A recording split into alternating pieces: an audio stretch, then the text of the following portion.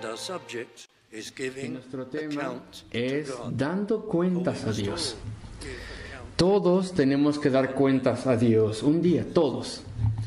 Y esta es una advertencia y un reto y también un clamor a nosotros, y se dirige a cada uno de nosotros. Si leo el primer versículo del capítulo, tal vez piensen que esto tan solo se dirige a una pequeña sección de la sociedad. Hay de los que dictan leyes injustas y prescriben tiranía.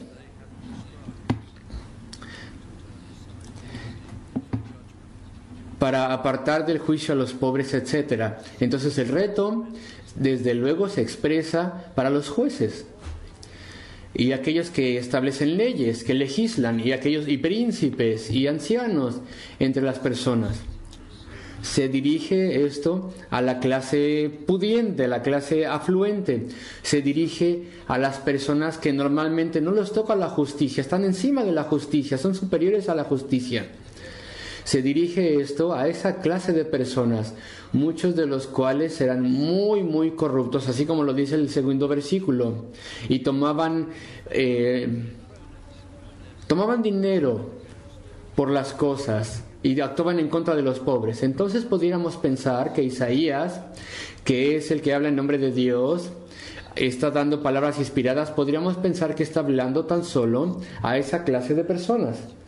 Sin embargo, eso es un gran error, porque tenemos que entender cómo los profetas trabajaban o obraban, y en particular cómo trabajaba Isaías o obraba. Ese es un dispositivo o una estrategia típica que él utiliza. Esto lo hace bastante. Desde luego que está bajo inspiración divina. Si él se dirigiese a las personas de mayor clase en la sociedad, y a los que son muy ricos, y aquellos que legislan, y aquellos que hace que se cumpla la ley, si él se dirige a esas personas, las personas comunes piensan que son inmunes de la justicia, y tan solo le dirige la advertencia a ellos y les dice que habrá un día de dar cuentas, y les dice dónde te vas a esconder y cómo te vas a cubrir, y los hechos que tú hiciste, cómo lo vas a cubrir. Entonces este lenguaje implica que entonces esto podemos tener certeza que aplica a toda persona. Si los que son normalmente inmunes, si a ellos se les señala, entonces esto es una cosa que se llama el día de la visitación, que también aplica a los de niveles más bajos, a todo mundo en la sociedad. Ese es el tipo de cosa que utilizaba constantemente Isaías en su predicación, en sus mensajes, el tipo de estrategia. Entonces esto nos aplica a todos, no tan solo a los ricos. No podemos decir ante Dios, bueno, sí, yo no soy nadie, yo soy una persona insignificante, yo no soy uno de aquellos hipócritas jueces y príncipes de ese tiempo. No. Entonces puedo creer que Dios me va a juzgar a mí y me va a traer a mí a juicio. Sí, esta es una forma de expresarla señalándolo grandemente. Nadie está inmune. Va a haber un día de dar cuenta. Se dice de una forma enérgica y contundente, y esto aplica a todo tipo de personas que legislan.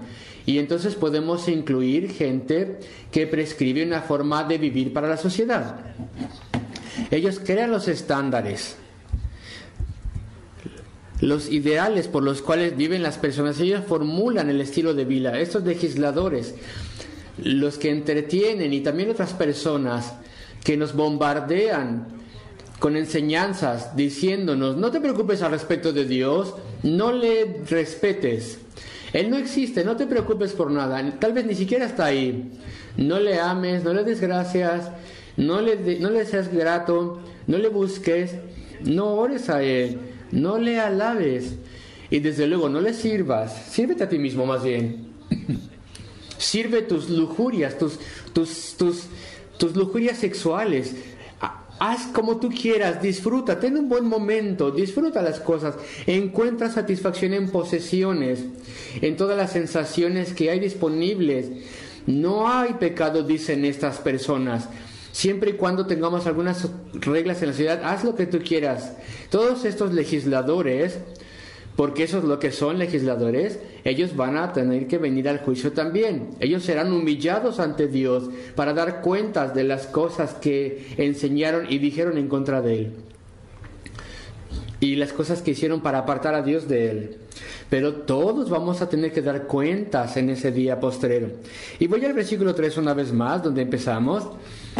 ¿Y qué haréis en el día del castigo o visitación? Qué interesante. Dios habla a través de Isaías y dice día de la visitación o día de castigo. Claramente, Él no quiere decir literalmente que esta visitación o el juicio de Dios necesariamente durará 24 horas o 12 horas a la luz del día o lo que sea, pero lo que sí quiere decir es lo siguiente, que es un día muy específico, un tiempo muy específico. Hay un tiempo, un día señalado, donde comienza todo y donde todo sucede. Y esto no es un asunto de qué haréis si es que hubiese un día de juicio. Es más bien, ¿qué haréis en el día del juicio? Es un día ya establecido. No sabemos lo que es. No se nos revela en la Biblia. Eso es una cosa secreta con Dios. Hay varias señales que se nos tienen en la Biblia por las cuales podemos saber que probablemente en términos generales se está acercando el día. Hay señales de lo que sucederá al final de la historia de la tierra. Y vemos muchas de esas señales hoy en día, pero no sabemos el día o la hora. Pero es un tiempo establecido y es un tiempo definido, un evento definido. Y pues Isaías se está refiriendo a su día de visitación o su día del castigo, de juicio.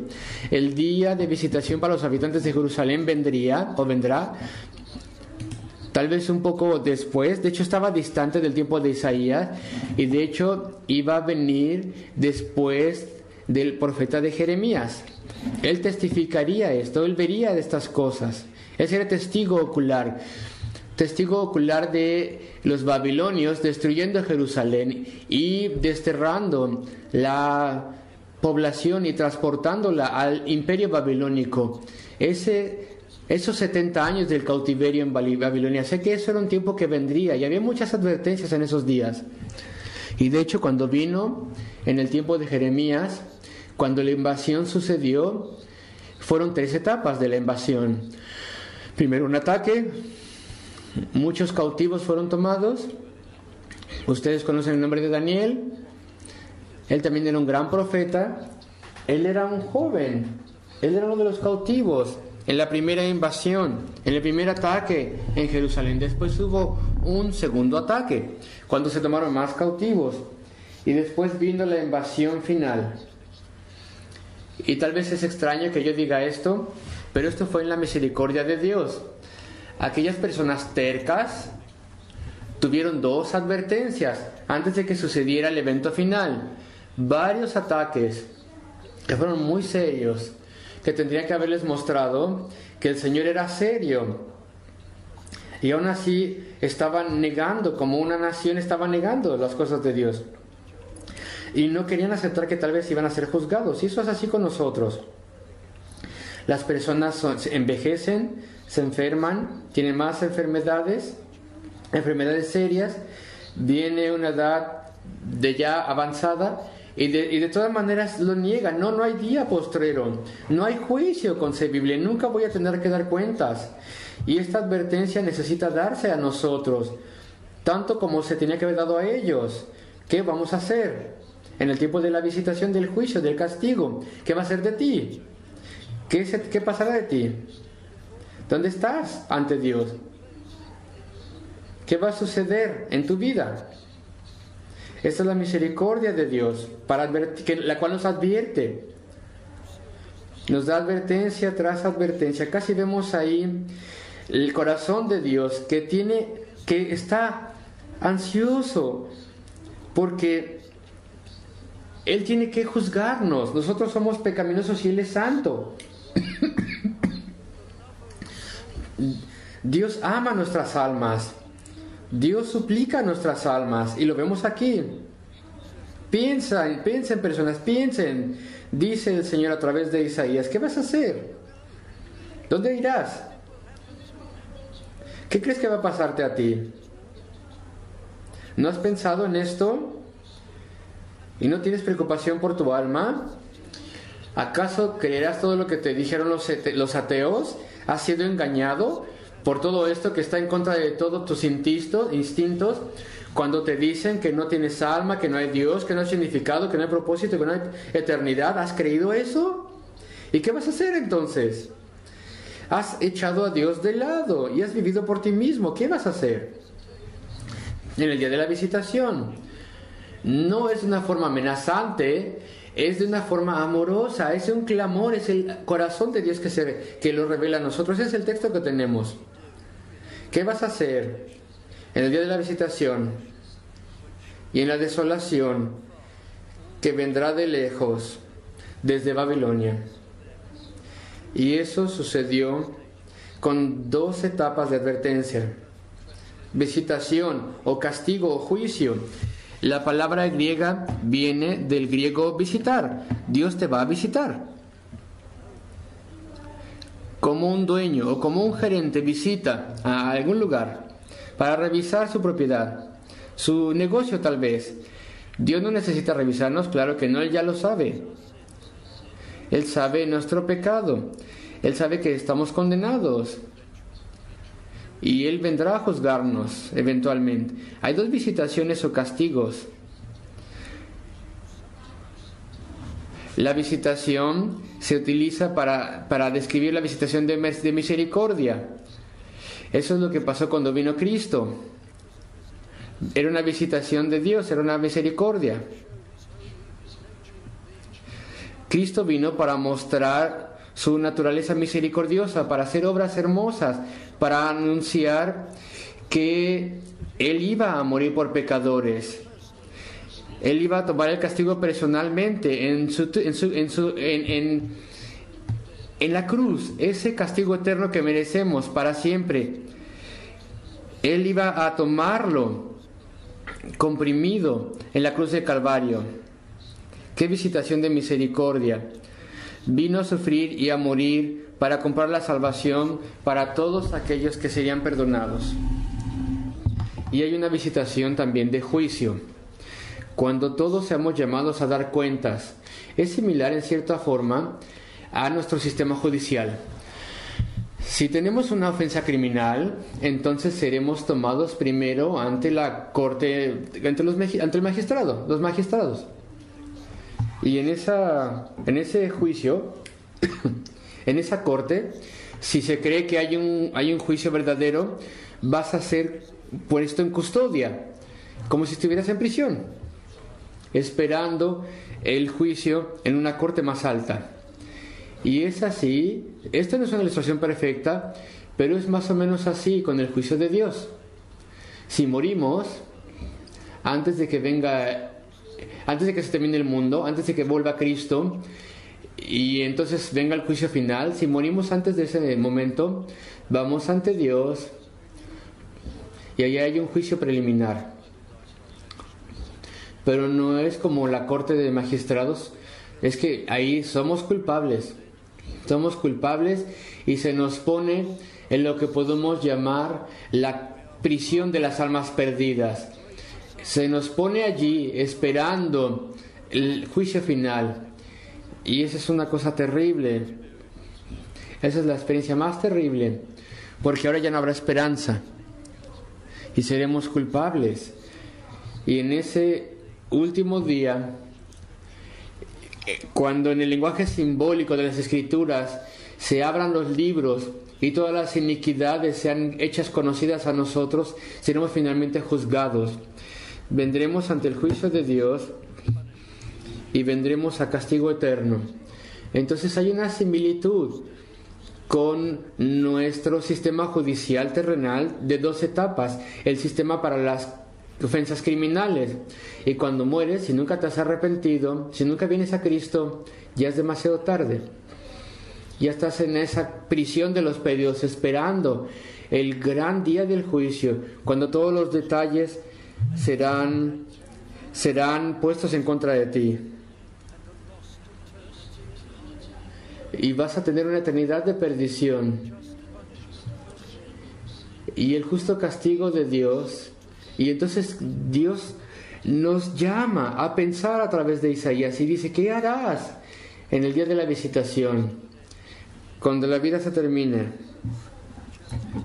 Vean este tercer versículo del capítulo 10. ¿Y qué harás en el día del castigo o visitación y en la desolación? ¿Qué palabra es esta? La tempestad más terrible, en asolamiento. El hebreo dice: ¿qué vas a hacer tú en esta terrible situación?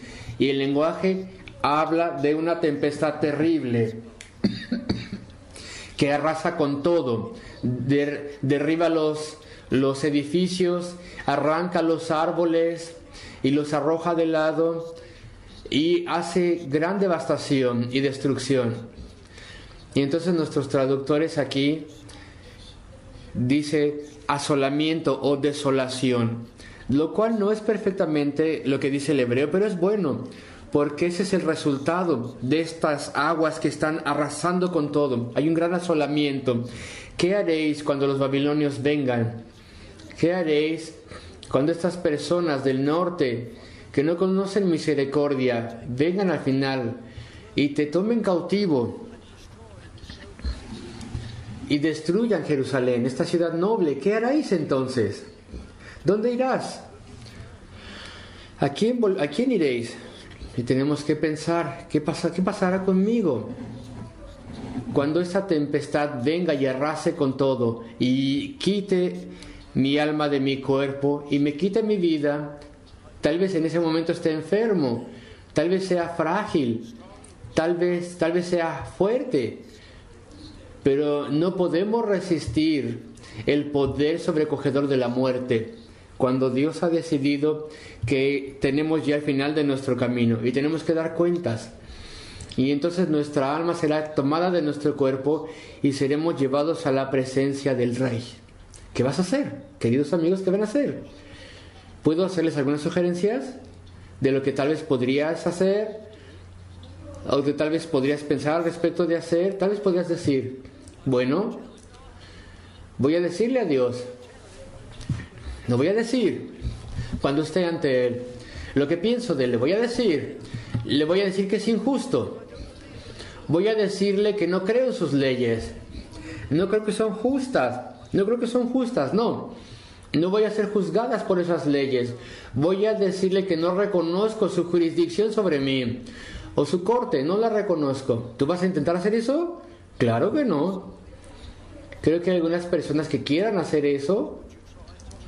O tal vez vas a intentarlo hacer en la tierra.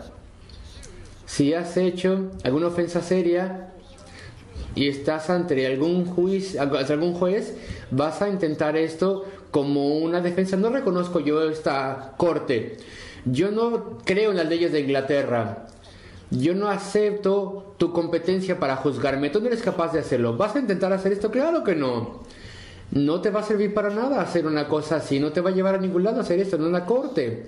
Y mucho menos te va a ayudar en nada ante Dios Todopoderoso. No creas que puedas argumentar nada con Él. Tal vez tienes en mente decir: no voy a preocupar, voy a ir a la presencia de Dios y voy a decir: soy una persona justa, soy mejor que mis vecinos, soy mejor que mi esposo, mi esposa, soy mejor que otras personas en las cuales puedo pensar, soy una persona justa, hago algunas cosas buenas. Si vas a intentar tú hacer eso, yo no me atrevería si fuese tú, porque Dios va a traer tu registro y tú, bueno, yo no quiero ofender a nadie, pero tú, en tu justicia humana y orgullo humano, tal vez pienses todo tipo de cosas que están bien al respecto de ti. Pero cuando Dios te muestre tu registro de todas tus cosas deshonestas, de todos tus momentos de orgullo, de todas las cosas sucias, de todas las cosas crueles, cuando Dios traiga el registro de tu vida, serás sobrecogido. Ni siquiera intentes pensar que eres justo, juzgado con los estándares de Dios. Vas a ser aplastado por los cargos que serán puestos en contra de ti. Y tendrás que confesar, es cierto, todo es cierto. Y estarás condenado. ¿Qué harás en el día del juicio? En el día de dar cuentas. ¿Irás al príncipe de los ateos? ¿Quién es ese? Bueno, tal vez el príncipe de los ateos en esta nación es el profesor Dawkins. Vas a ir a él y vas a correr a él y le vas a decir, ayúdame, creí lo que tú dijiste. Vas a también darte cuenta que él también está siendo juzgado. Él no te puede ayudar. Él está tan aterrorizado como tú. Él ya no tiene nada que decir, tal como tú. Ahí no hay ayuda de él, ¿no? Entonces, ¿a quién irás? ¿Quién te podrá ayudar si eres ateo? Para poder resistir el juicio del Dios Todopoderoso. Tal vez te estás diciendo a ti mismo, tal vez Dios va a cambiar de opinión. Tal vez Él va a cambiar de opinión y va a pensar que nuestro pecado es muy pequeñito para que Él se preocupe. No. Y entonces no será un gran día de juicio. ¿Quieres arriesgarte a eso? Dios ha publicado una y otra vez que debido a su carácter santo, Él no puede tener el pecado en su presencia. Y Él es el Dios que no cambia, Él es inmutable. Su carácter es ser justo y santo. No hay ninguna posibilidad de que Dios, que es todo en todo, de que Él necesite cambiar de opinión. ¿Y qué vas a hacer entonces en el día del juicio? Cuando los cargos sean traídos en contra de ti, ¿correrás? ¿Sabes lo que va a pasarte en ese día? Cuando tu alma sea quitada de tu cuerpo, Dios terminará toda tu confianza que tenías. Dios quitará todo eso de ti. Todo el desprecio que le tuviste a Él, toda la oposición, Dios lo arrebatará de ti y estarás ahí temblando ante Él, sin palabras, y vas a saber que eres culpable. Lo verás todo. Y será demasiado tarde. ¿Qué harás entonces? Pues tal vez puedes decir, mi política, cuando estoy en una situación difícil, es reforzarme y tomar el castigo. ¿De verdad? Pues ya no tienes ni idea qué grande será ese castigo con el cual te vas a topar debido a tus ofensas en contra de Dios y tu ofensa en contra de su ley y su santidad y tus insultos a Él y tu rechazo de Él. No puedes tú pasar esto airoso, tan solo vas a sucumbir. Queridos amigos, queremos decirles, ¿qué haréis en el día de la visitación? ¿Qué haréis en el día del castigo? ¿A quién podrás ir? ¿Cuántos años tienes? Tal vez eres un adolescente, tal vez tienes 20, 30, 40, tal vez 60, tal vez 70, tal vez 80 años. No sabes cuándo irás a la presencia del Señor. Puede ser en cualquier momento y estaréis en la presencia del Señor. ¿Qué harás entonces, querido amigo, querida amiga? ¿Qué haréis? Hay otra visitación, una visitación previa, cuando Cristo vino al mundo, el Hijo de Dios, la segunda persona de la Trinidad, y vino en amor, y vino a pagar por los pecados de todos aquellos que pertenecen a Él, aquellos que se arrepienten de sus pecados y le buscan. Tienes que tenerle. Desesperadamente necesitas buscarle. Vamos de vuelta al capítulo 9. Un momento. Estas palabras hermosas. Capítulo 9. Hay unas palabras que frecuentemente consideramos cuando tenemos la Navidad, versículo 6. Porque un niño nos es nacido. 700 años antes que naciese Cristo teníamos esta profecía, una de las grandes profecías de la Biblia. Él vendría como un niño. Él tomaría carne, se encarnaría. Dios mismo, de alguna forma, se comprimió en un cuerpo humano, el cuerpo de un bebé, porque un niño nos es nacido. Hijo nos es dado. Déjenme que les dé estas palabras. Y el principado sobre su hombro será. ¿El principado de qué? Del mundo, queridos amigos. En este sentido, Él tendrá el cargo de un juez. Él será el juez de toda la tierra. Y toda la tierra se arrodillará ante Él. Él será aquel que se quedará las sentencias de la condenación.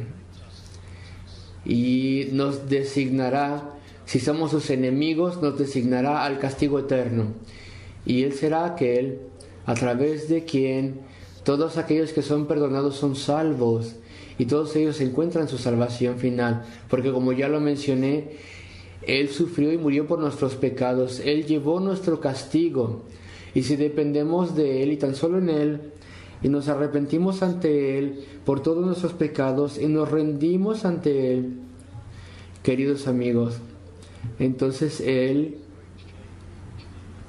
obrará nuestro gran cambio, nuestra salvación, nuestra comunión con Él, nuestra libertación de la condenación, y seremos nuevas personas. Y Él gobierna en ese sentido,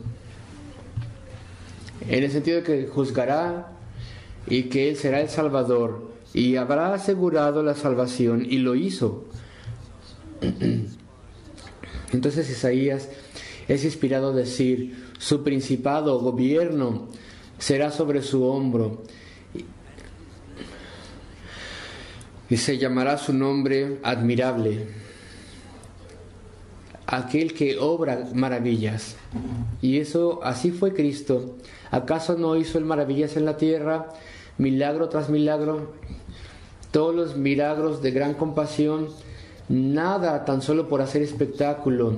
La sanación de los enfermos, la restauración de los afligidos. Cuando Él iba a sanar aquellas cosas imposibles para la medicina moderna, esas cosas sucedieron, y miembros secos tomaron vida, y los ciegos tuvieron vista, e incluso los muertos resucitaron. El Dios de milagros, ese es Jesucristo. Pero el más grande milagro fue su obra de la salvación, que Él fue a la cruz de Calvario y que Él tomó el castigo del pecado por billones de personas. Su castigo eterno Él lo tomó. ¿Qué milagro fue ese? Ningún hombre podría haberlo hecho. Tan solo Dios, quien era hombre, para poder ser nuestro representante y para tomar el castigo que deberíamos tomar, y el dolor y el sufrimiento, y al mismo tiempo Él era Dios. De modo que Él podía ser sostenido a través de esa terrible situación. El hombre que era Dios, el Dios que se hizo hombre. Entonces la cruz del Calvario fue el milagro más grande e imaginable. Su nombre será llamado admirable, consejero, maestro, aquel a través de quien se enseñaría el camino a la salvación, el Dios fuerte, porque Él es igual que Dios el Padre y Dios el Espíritu Santo. Tres personas iguales, y aún así de forma misteriosa y maravillosa, una esencia, una deidad, pero tres distintas personalidades y al mismo tiempo iguales en la deidad. Entonces Cristo podía venir, y el Padre en el cielo podía poner en Él el castigo de nuestro pecado, y Él lo pudo llevar, Él lo pudo quitar, y Él lo pudo pagar. Entonces Él es el Dios Todopoderoso, Él es el Padre Eterno. No que es que lo vayamos a confundir con el Padre, pero Él también es llamado Padre Eterno, porque las personas quien Él hace creyentes, cristianos, las personas que Él salva, Él es Padre de ellos. A través de sus vidas, Él actúa como un Padre para sus hijos. Él después nos toma la gloria. Él es paternal en su carácter, y Él nos cuida y responde a nuestras oraciones y nos trae a más y más santidad de vida. Él es como un Padre. Aquí hay uno de los nombres de Cristo. En este versículo 6 del capítulo 9, Padre eterno, y tal vez de forma mucho más gloriosa, Príncipe de paz. El Príncipe de paz. ¿Y qué quiere decir esto de paz? No la paz de una tumba, no la paz de un lugar de pastizal donde podemos ir y hay silencio y hay calma. La palabra de paz aquí significa reconciliación, significa el final de la guerra con Dios. Ahora le conocemos y tenemos comunión con Él y somos sus amigos, sus hijos. Hay paz entre nosotros, hay una unidad, somos aceptados. Él es el príncipe de paz y Él obra esto a través de llevar Él mismo la ira de Dios, la ira que era para nosotros por nuestro pecado. Así que Él es el príncipe de paz. No tan solo logra la salvación para nosotros, sino que también la reparte, la da a nosotros de forma especial en la medida que nos arrepentimos. Admirable consejero, Dios fuerte, Padre eterno, príncipe de paz. Esto sigue siendo Isaías 9:6. Isaías 9:7. De lo dilatado de su imperio y la paz no tendrá límite sobre el trono de David y su reino. Hasta el fin del mundo, Cristo está convirtiendo hombres y mujeres, trayéndoles a conocerle y amarle, trayéndoles lejos de una vida de pecado, cerca a ellos, a Él, trayéndoles a Él. Y Él nos permitirá vivir con Él en esa vida, en esa gloria eterna.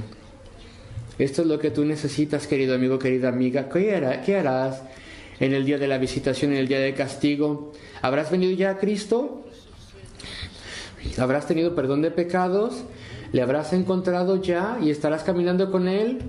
¿Ya le habrás conocido porque fuiste convertido y fuiste salvado por Él? Cuando ese día final venga, entonces no habrá terror para ti, porque tú sabes que será la aventura más grande que jamás pudiste tener para tu alma, que ella vaya del tiempo a la eternidad y sea bienvenido por el pueblo de Dios que fue antes que tú, y ver a tu Salvador y a los ángeles poderosos y estar en los lugares celestiales. Estas cosas no tendrán ningún terror para ti, porque tú perteneces a Él y tú le amas. Y este es el gran objetivo y destino del camino de nuestra vida. Pero si no has sido salvo, estarás con gran terror cuando mueras. Al final del mundo, estarás con gran terror y horror y desmayo también. ¿Y qué harás? ¿Qué harás entonces? ¿Qué dirás? ¿A quién podrás ir? ¿A dónde podrás ir? A ningún lado, ya es demasiado tarde. Tan solo hay juicio para ti ahora. Entonces ven, puedes escuchar el sentimiento, estas palabras de llamamiento. ¿Qué haréis? Isaías no lo dice, pero podemos terminar el enunciado, por así decirlo. ¿Qué haréis? Ven, venid mientras hay tiempo, venid a Cristo. Hay que buscar a Cristo, hay que encontrar a Cristo, hay que rendirnos ante Cristo, para que entonces pueda ser tuyo, y la salvación sea tuya, y el perdón también, y nueva vida y nuevo carácter. Ven a Él mientras puedes. He conocido personas que han tenido gran preocupación, han sido tocados grandemente por los clamores de la palabra de Dios, pero se han apartado. Y después de un tiempo su corazón se ha enfriado y ahora están en contra de todo esto y no quieren saber nada. ¿Eso te va a pasar a ti? Y entonces, ¿qué vas a hacer en el tiempo de la visitación? Gracias a Dios también he conocido a muchos que han venido a Cristo y le han encontrado y han probado la fidelidad de Cristo y han caminado con Él y le han amado. Y algunos de ellos ahora ya están en la gloria. Queridos amigos, escuchen estas palabras. Si tan solo pudiese escribir esto en tu mente, pero no puedo. Que pudieras ir a tu casa y estas palabras estuviesen allí en tu mente y pudieses reflexionar al respecto de esto y te trajesen a Cristo. Y ni la televisión, ni ocupaciones, ni preocupaciones pudieran quitar esto de tu mente. Si tan solo pudiera ser así. Estas serían las palabras.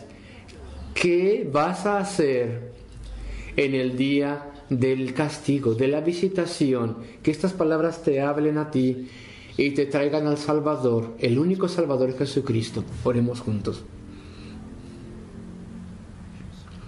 Oh nuestro Dios, Padre Celestial de gracia, ayúdanos a todos, te pedimos. Ven, Señor, bendícenos, mueve nuestro corazón y haz que vengamos a Cristo. Haz que veamos nuestra necesidad y que busquemos a Cristo y a su amor maravilloso.